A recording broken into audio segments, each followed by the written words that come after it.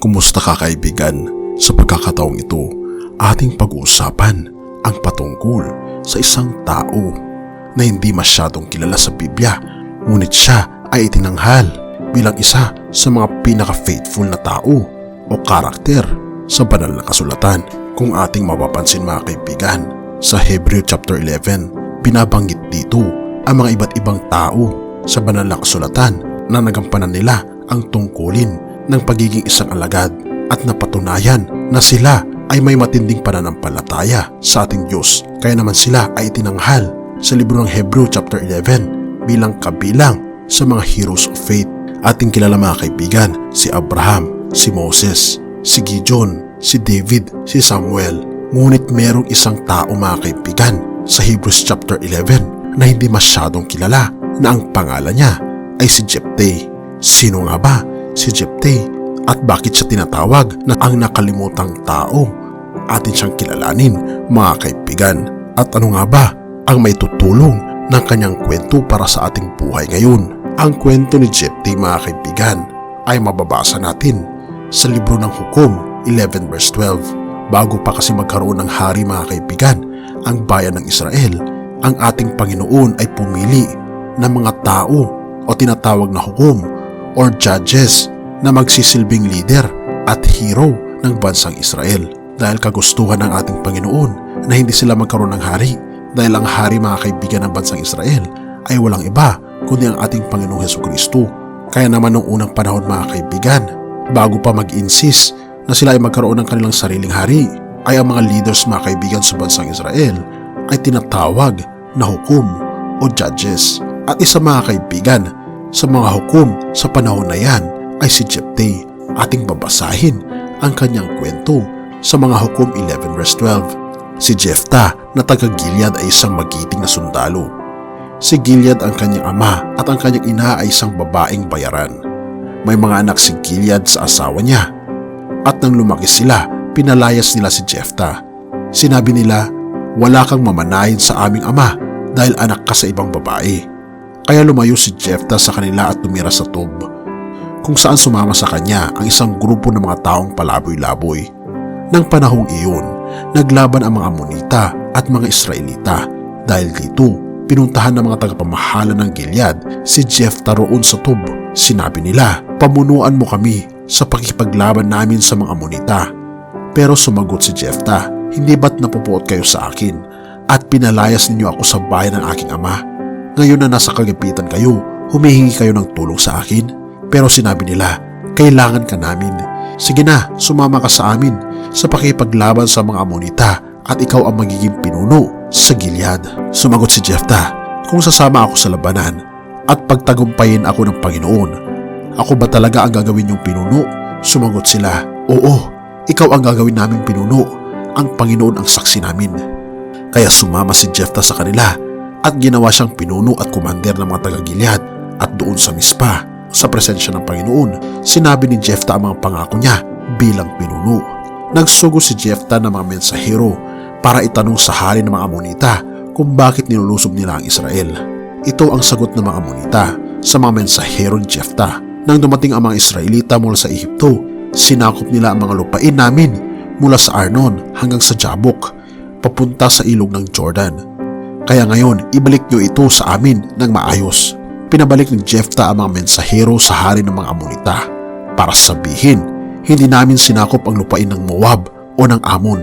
Nang umalis sa Ehipto ang aming mga ninuno, dumaan sila sa ilang papunta sa dagat na pula hanggang sa nakarating sila sa Kadesh. Pagkatapos nagsugo sila ng mga mensahero sa hari ng Edom para hilinging payagan silang dumaan sa lupain ng mga ito, pero hindi sila pinayagan. Ganito rin ang ginawa ng hari ng Moab sa kanila, kaya nagpaiwan na lang sila sa Kadesh. Nagpatuloy sila sa paglalakbay sa ilang. Dumaan sila sa paikot ng Edom at Moab hanggang nakarating sila sa silangan ng Moab sa kabila ng Arnon. Doon sila nagkampo, pero hindi sila tumawid sa Arnon dahil hangganan iyon ng Moab.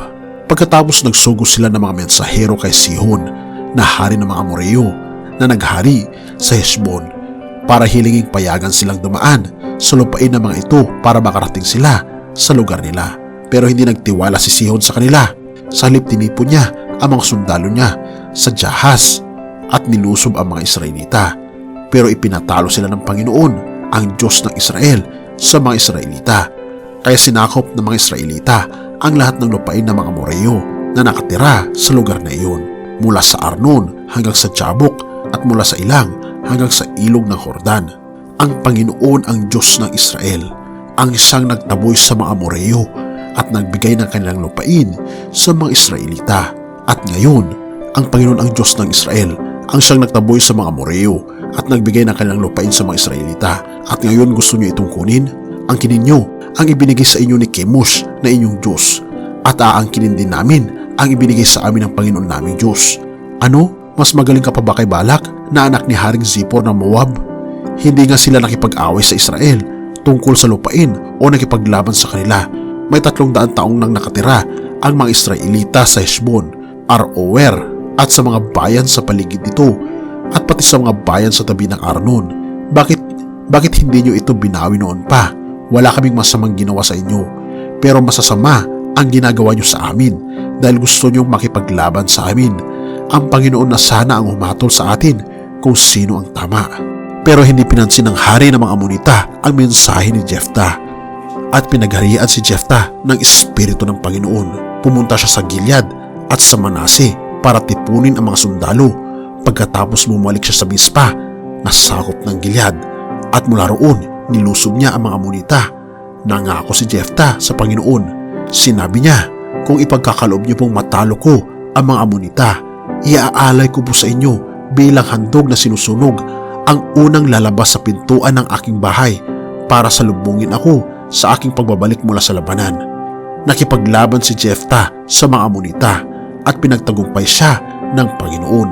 Natalo nila ang mga Amonita at napakarami nilang pinatay. Sinakop nila ang 20 bayan mula sa Aroer papunta sa paligid ng Minit hanggang sa Abel-Keramim. Kung ating ipagpapatuloy ang kwento ni Jephthah, umuwi si Jephthah sa Mispa pagkatapos ng kanyang gera na siya mga kaibigan ay nanalo sa labanan against sa Amonita. Sinalubong siya ng anak niyang babae na sumasayaw habang tumutugtog ng tamborin. Siya ang nag-iisang anak ni Jephthah.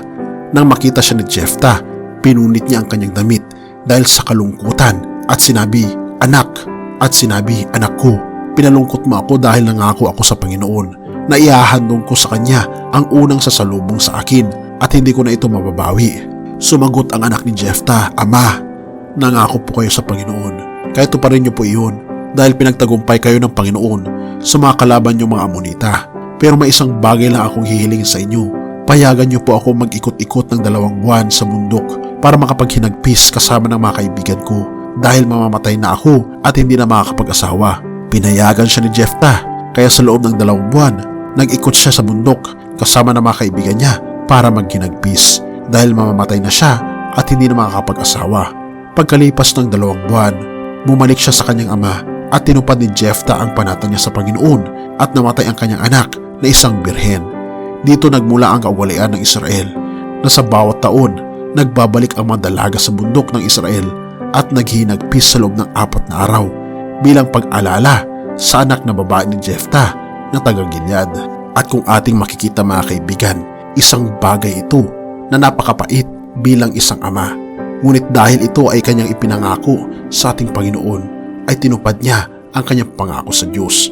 Dahil mas mabuti pang mangako sa ibang tao kaysa sa ating Panginoong Diyos. Dahil ang kalakip nito ay sumpa pag hindi natin tinupad ang ating pangako sa ating Panginoong Diyos. At kung ating ipagpapatuloy ang kwento ni Jephthah sa chapter 12 ng Hukom, nagtipon ang mga sundalo ng Ephraim at tumawid sila sa ilog ng Jordan at pumunta sa Zaphon para harapin si Jephthah. Nagtanong sila sa kanya, "Bakit hindi mo kami tinawag na makipaglaban kayo sa mga Amonita? Dahil sa ginawa mong ito, susunugin namin ang bahay mo na nandoon ka sa loob."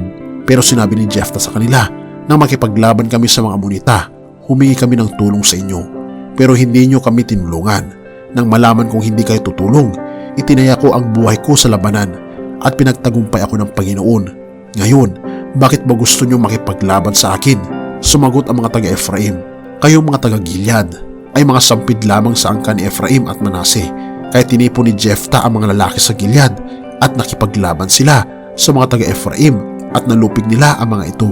Sinakop nila ang mga lugar sa ilog ng Jordan na tinatawiran papunta sa Efraim para walang taga-Efraim na makatakas. Ang kahit sinong tatawid ay tinatanong nila kung taga-Efraim ba sila o hindi. Kung sasagot sila ng hindi, pinagsasalita nila ito ng sibulet dahil ang mga taga-Efraim ay hindi makabigkas nito.